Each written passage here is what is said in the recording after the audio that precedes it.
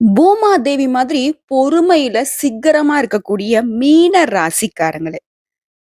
என்னம்மா பண்றீங்க நீங்க? அட என்னய்யா பண்றீங்க?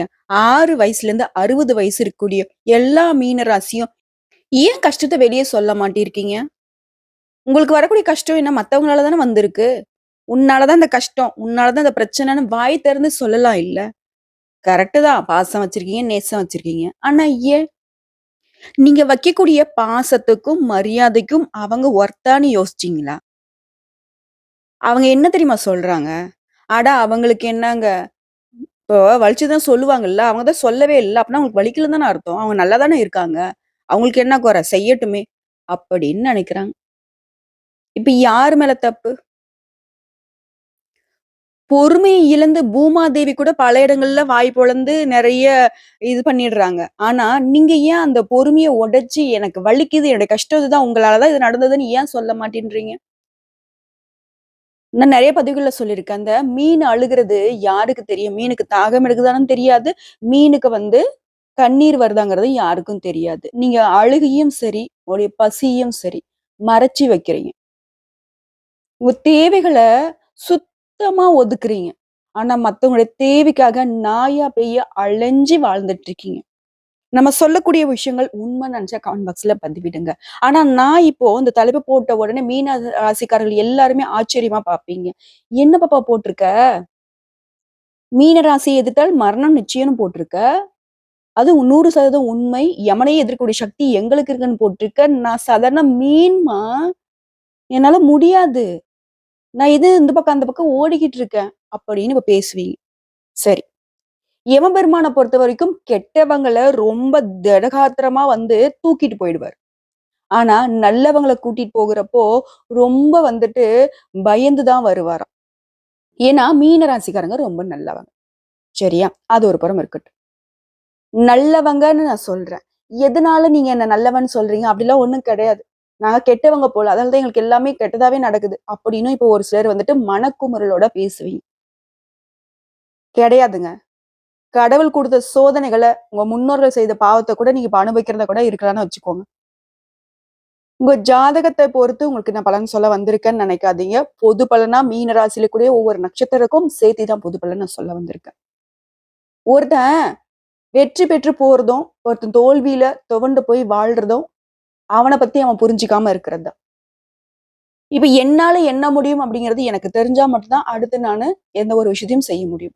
அதே மாரி தான் மீன ராசிக்காரங்களே, உங்களுடைய பிளஸ் என்ன? உங்களுடைய மைனஸ் என்ன? உங்களுடைய ஜாதக அமைப்பை பொறுத்து உங்க வாழ்க்கை நிலை இப்ப எப்படி இருக்கு? இனி வரக்கூடிய காலங்கள் எப்படி இருக்குது? உங்க வாழ்க்கை முழுக்க உங்களுடைய வாழ்க்கை போராட்டம் எப்படி இருக்கு? எந்த மாதிரியான அமைப்புல நீங்க வெற்றி பெற முடியும்? எந்த மாதிரியான அமைப்புல நீங்க உங்கள தற்காத்துக்கிறதுக்கு கொஞ்சம் ஒரு சில விஷயங்கள ஃபாலோ பண்ணணும் அப்படிங்கிறத தெரிஞ்சுக்கிட்டா, நீங்க வெற்றியாளர் தான். இனி வரக்கூடிய காலகட்டத்திலயாவது உங்கள மத்தவங்க தூக்கி தூர எறிகிற மாதிரியோ, உங்களுடைய வாழ்க்கைய மத்தவங்க எடுத்துக்கிற மாதிரியோ, உங்கள அழிக்கிற மாதிரியோ இல்லாம இருக்க தான் இந்த வீடியோ பதிவுன்னு தெரிஞ்சுக்கோங்க. இந்த வீடியோ பதிவு பார்த்து முடிக்கும்போது, நிச்சயமா உங்க வாழ்க்கைக்கு ஒரு வெளிச்சம் இருக்கும்னு சொல்லி இந்த வீடியோ பதிவ நான் தொடங்குறேன். அதுக்கு முன்னாடி மீனம் ராசிய பொறுத்தவரைக்கும், உங்களுடைய ராசிக்கு அதிபதி குரு பகவான் இல்லையா? சோ நம்ம அப்பா, அம்மாவ வணங்குற மாதிரி தாங்க. நீங்க உங்களுடைய அதிபதியான குரு பகவான இந்த நேரத்துல வணங்குங்க. ஓம் குரு பகவானை போற்றி போற்றி அவருடைய நாமத்த 3 முறை சொல்லுங்க. உங்களுடைய வெளிய சொல்ல முடியாத குமுறல்கள் இருக்கு இல்லையா? உங்களுடைய வேண்டுதல் இருக்கு இல்லையா? அத மனசார நெனச்சுக்கோங்க. நிச்சயமா அதுக்கு ஒரு வழி பிறக்கும். குரு பகவான பொறுத்தவரைக்கும் சுப கிரகம்ங்க. அதனால தான் மீன ராசிக்காரர்களால நல்லத தவிர்த்து வேற எதையுமே யோசிக்க முடியாது. எல்லா கிரகங்களுடைய அமைப்பையும் பார்க்கிறப்போ, குரு பகவான் மட்டும் நம்ம ரொம்ப எதிர்பார்ப்போம். இவர் எங்க சரியா இருந்தாரா போதும். அடடா! இவர் இல்லாட்டியும் பரவால்ல. இவருடைய பார்வை நமக்கு எங்கேயாச்சும் ஒரு ஓரமா விழுதா பாரு. அதன் மூலியமாவது நம்ம ஏதோ ஒரு நல்ல நிலைமைக்கு வர முடியும். ஏதாவது ஒரு அதிர்ஷ்ட வாய்ப்புகள் கிடைக்கும். எப்பயாச்சும் ஒரு சின்ன ஒரு அதிர்ஷ்ட கதவு தொறக்குமா? அப்படின்லாம் எதிர்பார்ப்போம். நாங்களே ஜாதகத்த பார்க்கிறப்போ சொல்லுவோம். குரு இத்தனாம் இடத்துல இருக்காரு. இவருடைய பார்வை இந்த இடத்துல விழுது. இதன் காரணமா உங்களுக்கு இதெல்லாம் நடக்க போகுது. அப்படிலாம் நாங்க சொல்லுவோம். அந்த அமைப்ப வச்சு பார்க்கிறப்போ, அவரையே ராசி அதிபதியா வச்சிருக்கிறனால, நீங்க நல்லா தான் இருப்பீங்கன்னு நாங்க சொல்ல முடியும். ஆனா, மீன ராசிக்காரங்க இப்ப சொல்லுவீங்க, "அப்படிலாம் ஒண்ணுமே கிடையாது பாப்பா. நீ என்னத உளறிட்டு இருக்க? அப்படிலாம் ஒண்ணுமே கிடையாது. நான் நல்லாவே இல்ல." அப்படின்னும் பேசுவீங்க. ஆனா உங்களுடைய ராசிக்கு அதிபதி இருக்காரு இல்லையா? அவர பொறுத்தவரைக்கும் அவர் இருக்கக்கூடிய இடத்த விட அவருடைய பார்வை படக்கூடிய இடங்களுக்கு தாங்க சக்தி அதிகம். குரு பார்வை பட்டா கோடி புண்ணியம், கோடி நன்மைகள். ஆனா அவர ராசி அதிபதியா வச்சுட்டு நீங்க தெருக்கோடியில் நிக்கிறீங்கன்னு இப்போ உங்களுடைய வாக்குவாதம் நிக்கும். நான் ஒத்துக்கிறேன். நான் இல்லன்னுலாம் சொல்லல. ஆனா அதையும் சரி செய்ய முடியும். குரு பகவான வந்துட்டு உங்களுக்கு சாதகமா மாத்த முடியும். குரு பகவான பொறுத்தவரைக்கும் மீன ராசியில பூரட்டாதி நட்சத்திரத்துடைய 4ஆம் பாதம், உத்திரட்டாதி நட்சத்திரம் மற்றும் ரேவதி நட்சத்திரங்கள் அனைத்தும் இருக்கிறது தான் இந்த மீனராசி. கால புருஷ தத்துவத்துல 2 பாதங்களையும் குறிக்கும் 4வது உபய ராசியா தான் மீனராசி பார்க்கப்படுது. இவங்கள பொறுத்தவரைக்கும் பேச்சாற்றல் மிக்கவங்க. இவங்க கிட்ட பேசுறப்ப வார்த்தைகள அளந்து பேசணும். சின்ன சின்ன விஷயங்கள கூட குற்றம் கண்டுபிடிப்பதுல வல்லவர்கள் தான். சமயம் பார்த்து காலை வாரி விடுவாங்கன்னு நான் போட்டிருக்கேன். யாரு தெரியுமா? இவங்களுக்கு துரோகம் பண்றாங்க பார்த்தீங்களா? அவங்கள தான். நல்லவங்கள ஒரு நாளும் இவங்க சீண்டி கூட பார்க்க மாட்டாங்க.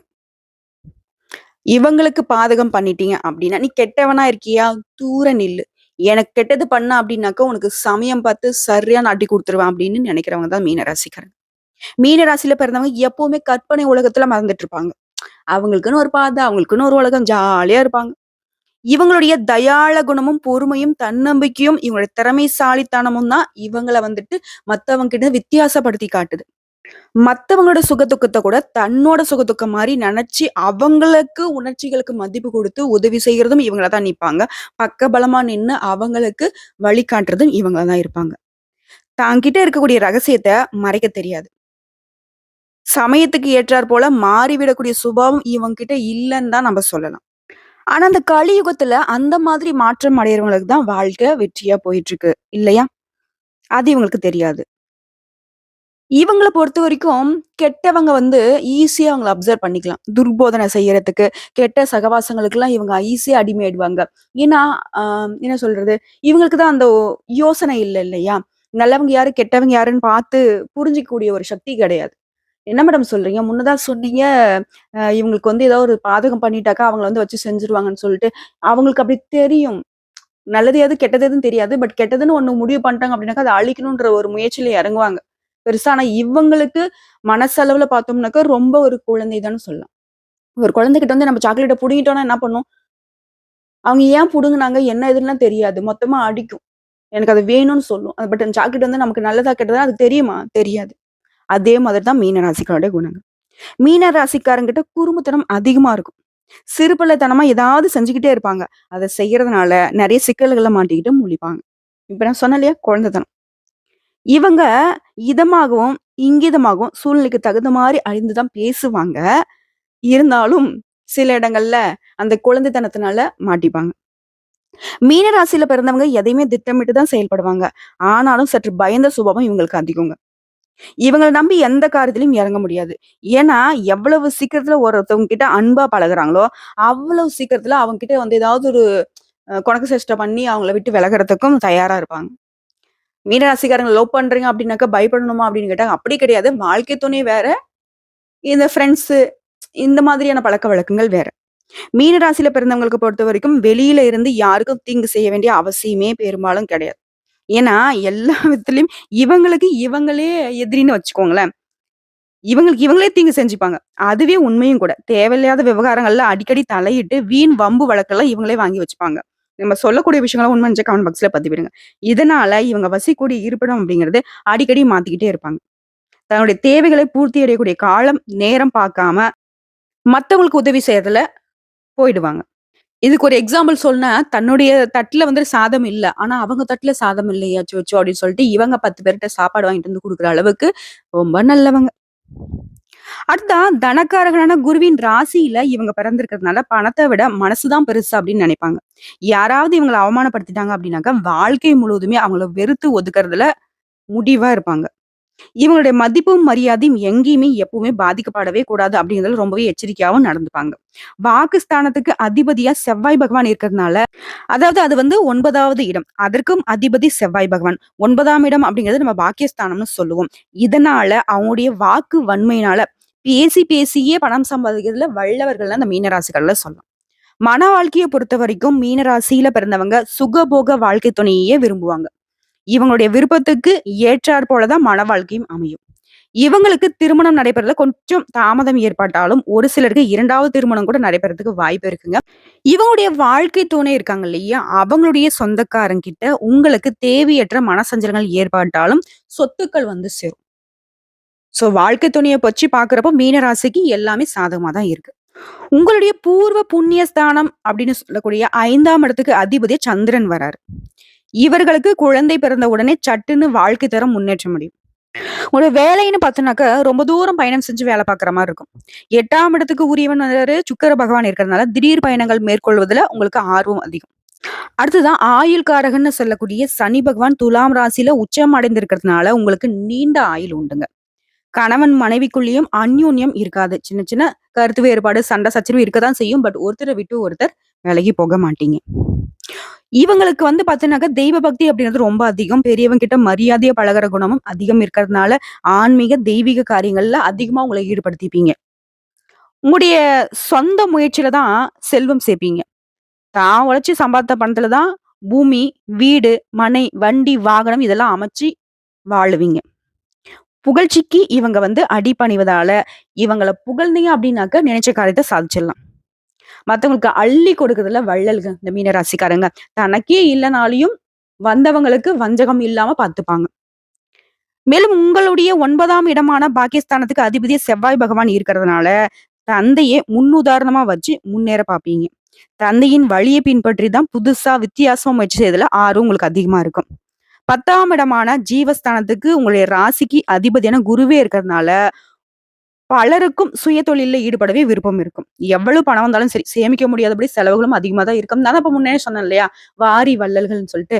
யார் என்னலாம் பார்க்க மாட்டாங்க. பிடிச்சிருந்தா வச்சுக்கோங்க, அள்ளி குடுத்துருவாங்க. உதவின்னு போய் கேட்டீங்கன்னா போதும். தன் பாக்கெட்ல இருக்கிறத முழுசா அள்ளி குடுக்குற அளவுக்கு தாராள மனப்பக்குவம் படைச்சவங்க இந்த மீன ராசிக்காரங்க. மேலும் இந்த ராசியில பிறந்தவங்க பெரும்பாலும் குடும்பத்துல மூத்த பிள்ளையாவே இருப்பீங்க. சின்ன வயதுல இருந்து குடும்ப பொறுப்புகளை ஏற்க வேண்டிய கட்டாயம் ஏற்பட்டாலும் பணவரவுல தட்டுப்பாடு இருக்காது. பணவரவு இருந்துகிட்டே இருக்கும். எத்தகைய துன்பங்கள், கஷ்டங்கள் ஏற்பட்டாலும் உங்களுடைய வாழ்க்கையில வசதிகளை மட்டும் குறைச்சுக் கொள்ள வாய்ப்பே கிடையாது. சுக, போக வாழ்க்கையே எப்பவுமே உங்களுக்கு நிலைச்சு நிக்கும். விலை உயர்ந்த ஆடை, அணிகலன்களை அணிவதுல ரொம்பவே விருப்பம் உங்களுக்கு இருக்குங்க. ஆக மொத்தல மீன ராசிய பொறுத்தவரைக்கும் குணம் சூப்பர். தங்கமான குணம்பா. உங்களுக்கு நிகரா வந்துட்டு மீன ராசிய மட்டும் தான் வைக்க முடியும். எந்த ஒரு கெட்டதும் மீனராசிக்காரர்ல பார்த்து கை நீட்டி பேசக்கூடிய அமைப்புல எதுவுமே இல்ல. குத்தம், குறை இல்லாத அந்த மாசு மாரி இல்லாதன்னு சொல்லுவாங்க இல்லையா? தங்க மாதிரியும், நெருப்பு மாதிரியும் உங்க வாழ்க்கை பயணம் இருக்கு. உங்களுடைய குணம் அப்படி. உங்கள நம்பி எப்பேர்ப்பட்ட பொறுப்பையும் ஒப்படைக்கலாம். எப்பேர்ப்பட்ட விலை உயர்ந்த பொருட்களையும் உங்கள நம்பி குடுத்துட்டு போகலாம். மத்தவங்களுடைய சொத்துக்கு ஆசைப்படாதவங்க, பெரும்பாலும் பணத்துக்கு அடிமை ஆகாதவங்க. இப்படிப்பட்ட நீங்க வணங்க வேண்டிய தெய்வம்னு கேட்டீங்கன்னாக்க, கடலும், நீரும் அதை சார்ந்த பகுதிகள்ல இருக்கிற விஷயம் தான் மீன ராசிய குறிக்கும். உலகின் ஆதாரமும் நீர் தான். கடல், ஆறு, நதி இது எல்லாத்துக்கும் அடிப்படையா இருக்கிறது நீர் தானே. பஞ்சபூதங்கள்ல நீரின் தத்துவத்தை சொல்லக்கூடிய கோயில்களுக்கு நீங்க சென்று வந்தீங்க அப்படின்னாக்கா, உங்க வாழ்க்கையில நிச்சயமா நல்ல மாற்றத்த நீங்க எதிர்பார்க்கலாம். அப்படி நீரின் தத்துவத்தை உணர்த்தக்கூடிய ஒரு ஆலயம்னு பார்த்தோம்னாக்க, பஞ்சபூதங்கள்ல நீருக்கு உரிய தலமாக விளங்கக்கூடிய திருவானைக்காவல் ஜம்புகேஸ்வரர் ஆலயம் தாங்க. இந்த ஆலயத்துடைய கருவறையிலேயே நீர் ஏறும், இறங்கும். இந்த தலத்துல இருக்கக்கூடிய அம்பாள் வந்துட்டு சகல உலகையும் ஆள்வதால அகிலாண்டேஸ்வரி அப்படின்ற திருப்பெயரோடு அருள்பாலிக்கிறாங்க. மீன ராசியில பிறந்தவங்க திருச்சிக்கு அருகே இருக்கக்கூடிய திருவானைக்காவல் ஜம்புகேஸ்வரரை வணங்கி வாங்க.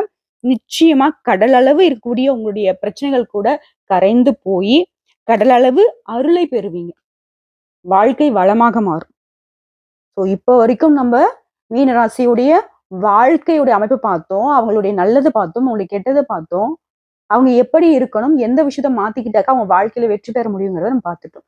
உங்கள பத்தி நீங்க முழுசா புரிஞ்சுக்கிட்டீங்க. என்ன பண்ணணும்? சுருக்கமா சொல்லட்டுமா? முடிஞ்ச அளவுக்கு உங்க கஷ்டங்கள வந்துட்டு வெளியில சொல்லுங்க. உங்கள கையில இருக்கக்கூடிய கையிருப்ப மறைக்க பாருங்க. எல்லாரையும் நம்பி பலியாகாதீங்க. எல்லார்கிட்டயும் ஒரு விழிப்புணர்வு இருக்கட்டும். நல்லவங்க யாரு? கெட்டவங்க யாரு? நல்லவங்கள நீங்க சந்தேகப்பட்டா கூட தப்பு கிடையாது. ஆனா கெட்டவங்கள நல்லவங்கன்னு நம்பி போனீங்க அப்படின்னா வாழ்க்கையே சூனியமா மாறிடும். இதுதான் பல ஆண்டு காலமா மீனராசி பண்ணிக்கிட்டு தவிச்சுக்கிட்டு இருக்கீங்க. முடிஞ்ச அளவுக்கு உங்களுடைய தேவைகள நீங்களே பூர்த்தி செஞ்சுக்க பாருங்க. உங்களுடைய தேவைகள விட்டுட்டு அடுத்தவங்களுடைய தேவைகளுக்கு போய் நிக்காதீங்க. உதவி தான் செய்ய போறீங்க. ஆனா அது உபத்திரமா வந்து நிக்குதே! நெறைய இடங்கள்ல சிக்கல்ல மாட்டிக்கிறீங்களே! அதே மாதிரி இடம், பொருள், ஏவல் அறிந்து உங்களுடைய குழந்தைத்தனத்த கொஞ்சம் வெளிய விடுங்க. அந்த அளவுக்கு வந்து சுருட்டி வைங்களேன். உங்கள வந்து பெருசா நெனச்சுக்கிட்டு உங்ககிட்ட வந்துட்டு ஒருத்தவங்க வந்து பேச வருவாங்க. நீங்க குழந்தனமா இருக்கிறப்போ உங்கள அசால்ட்டா அவங்க வந்து தூக்கி சாப்பிட்டுட்டு போயிடுறாங்க. மீனுன்னு பேரு வச்சது தான் வச்சாங்க. அவங்க எடுத்து முழுசா உள்ள விட்டு முள்ள மட்டும் எடுக்கக்கூடிய அளவுக்கு நீங்க உங்க தலைய கொண்டு போய் விட்டுடுறீங்க. இந்த விஷயம் உண்மை நெனச்சா கமெண்ட் பாக்ஸ்ல நிச்சயம் பதிவிடுங்க மீன ராசிக்காரங்களே. உங்களுடைய வாழ்க்கை நிலையே இப்படிதான் போயிட்டு இருக்கு.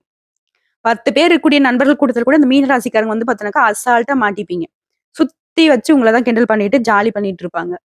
அதே மாதிரி பெர்ஸாவும் உங்கள தான் யூஸ் பண்ணுவாங்க. மணி தேவையா உங்கள தான் வந்துட்டு உங்க உங்க பையில தான் கை விடுவாங்க. நடந்திருக்கு.